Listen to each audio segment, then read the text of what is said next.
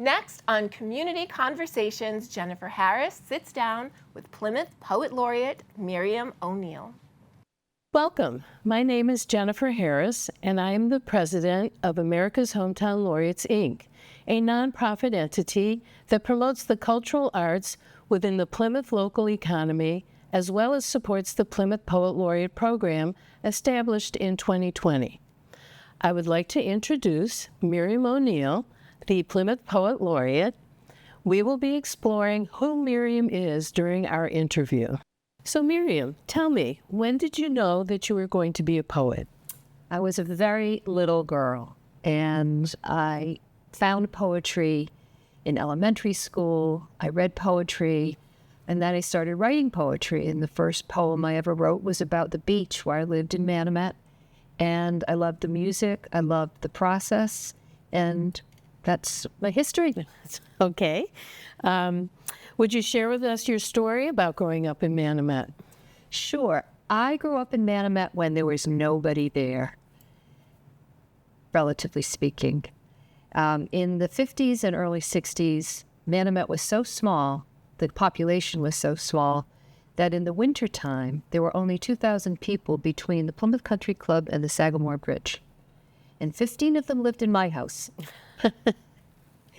And I lived near the beach, and the beach was my playground. I had a wonderful, I was a free-range child, Okay. we shall say. Okay. How did your professional career influence your literary curiosity?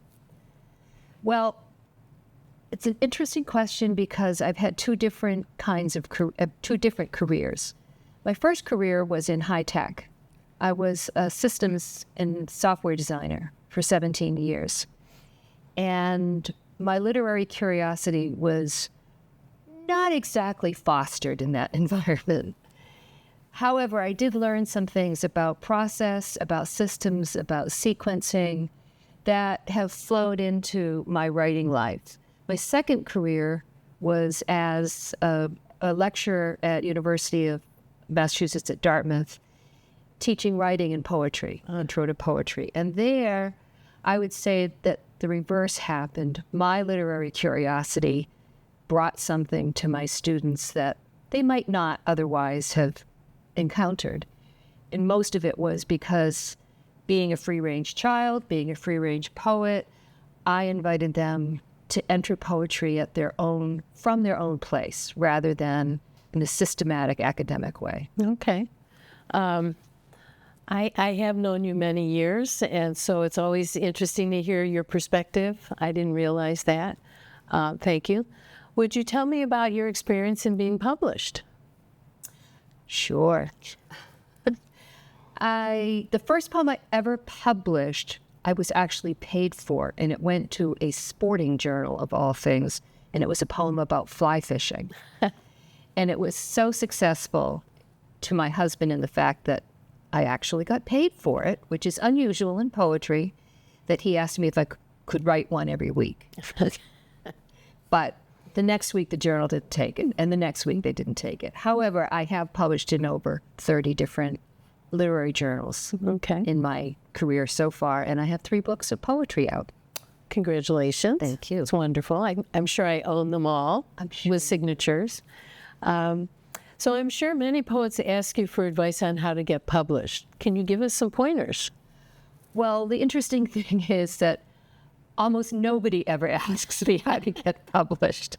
I do receive poems from people who are interested in feedback, but there is a large poetry community on the South Shore and in Plymouth, and we do feed each other information as we have it. As we find it, we share it. So although I may not be the direct conduit for many people, I am part of that community, and that's important. So pointers, read. I was going to say write. Well, first, I would say read. Yeah. Read the journals that find journals that you're interested in, find voices that you feel simpatico with, find what I call literary ancestors, back in time through prior generations of poetry, all the way back to Homer, if you must. Find the voices that respond to your self and rely on them. Okay. All right. Well, you mentioned the word community, so I'm going to ask you to tell us a little bit about the importance of the community of writers. Well, I can't stress it enough. Having turned over many rocks in my life looking for poets in the early years of my writing and feeling like I was all alone with my poems. And really, writing is an isolationist experience. You go into your room or you're under your tree or wherever it is that you write, and you're alone with your words. But at some point, you need to share. And at some point, you need some sustenance from other writers. And that's what a poetry community or a writers community will do for you. Find your people. That's all I can tell you is find your people. They're out there, but you may have to look for a while. When you find them, you'll be surprised at how much you can feed each other. And I have a poem today that I'd like to share with you that comes from having found my community and a sharing that went back and forth. Someone gave me some poems to read. I found images and details that spoke to me and stirred up memories in me. And I ended up writing a poem as a result. That's wonderful. Would you like to read it now? I would or love recite it, which is the correct term. I'm going to read it. To recite, I would have had to memorize. Oh, yeah, okay. And although I love the idea of memorization, I don't practice it very well. Okay. This is a poem called Lindens. A linden is a kind of tree. And shout out to Elizabeth Birch for inspiring this poem. Lindens. There were linden trees in Kiev, like the linden tree beside my driveway, where honeybees brizz through June, ignoring every other bloom for that luscious drip. Once in Padua, the lindens almost broke me, their fragrance dense and sweet as heartbreak through the open doors. My last lover 1,000 miles away, and Padua's heat daring me to breathe. Are there still lindens in Kiev? Unable to flee, have they pushed deeper, searching out their siblings' tendrilled roots in the soil of parks and graveyards? Does their perfume resaturate the air each time the smoke clears? Basket bark, wood lathed into cabinets, creamy blossoms dried and steeped to break the fever. They give and give. I read that lindens sometimes live 1,000 years, their broad limbs sprawled across the sky, their only predator, the war makers who bomb every living thing, as if that means they win. Thank you, Miriam. I want to take a moment to absorb that. Interestingly enough, you bring up lindens. You know that the old library, Plymouth Public Library on North Street, one of the wings was called the Lindens, and they have linden trees there. Yes. And there's a nice tie-in to Poetry, the Art of Words, your writing community that you work so closely with. Could you tell us a little bit about that? Sure, I'd be happy to. Poetry, the Art of Words, was the brainchild of the late Mike Amato and a few poet friends of his, including Jack Scully from Reedville, Mass., and some others. And Mike had this vision for what he called a poetry trail that would lead from Boston all the way to Plymouth. And unfortunately, Mike died young and hasn't been able to see what's happened. But in the last 20 years since the inception of this idea of Poetry, the Art of Words, we have had a burgeoning poetry community here in Plymouth. We meet once a month from September to June at what is now the Plymouth Center for the Arts, the old library on North Street in Plymouth.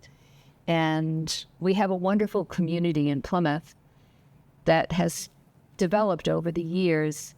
And people are finding their way to us every month. There are more and more people coming to share poetry with Poetry, the Art of Words. Thank you. You know, America's Hometown Laureates is so proud to call you our Plymouth Poet Laureate. It's a program throughout the state and the country. I believe there's about 40 towns or cities in Massachusetts that each have a poet laureate.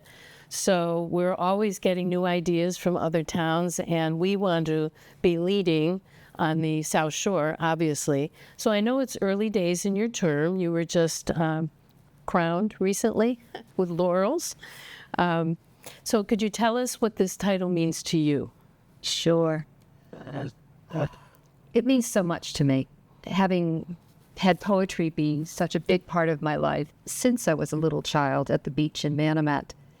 And as a laureate, poet laureate in Plymouth, I feel like I have a chance to be an ambassador for poetry in Plymouth and the greater Plymouth area.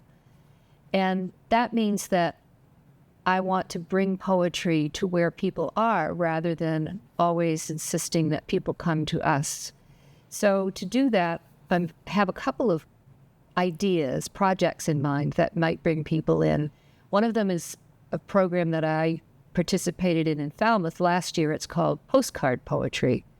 And it's a chance for people to just come in and go through a short workshop and write a poem based on a postcard about the area. So it might be an old postcard from the 1930s, the old Plymouth Rock colonnade.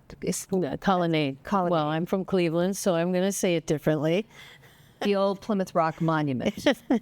Or it might be a picture from last year, a postcard more recently developed. But the idea is to have people write about Plymouth through and use the postcards as their jumping off point. The other project that I'm just starting to formulate in my head, so it's not on paper anywhere, is the idea of attending to all of our beautiful open spaces in Plymouth and working with the groups who conserve those spaces like Wildlands Trust and Nature Conservancy, and having local writers write poems in response to those spaces. I'm thinking this is the 50th year of Wildlands Trust, for instance. So it would be wonderful to have poets work with those groups to highlight our precious spaces. Oh, that's wonderful. Thank you, Miriam. I think that we have covered most of the subjects, and I certainly hope that the audience is intrigued and interested in hearing more from Miriam.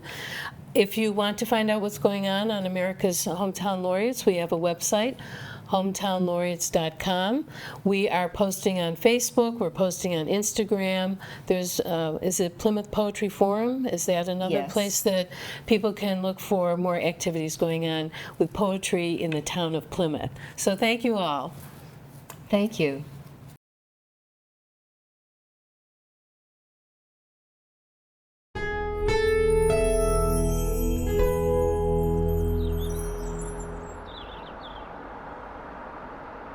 Thank you for watching. If you enjoyed this video, please hit the like and subscribe button before you go. We'll see you next time.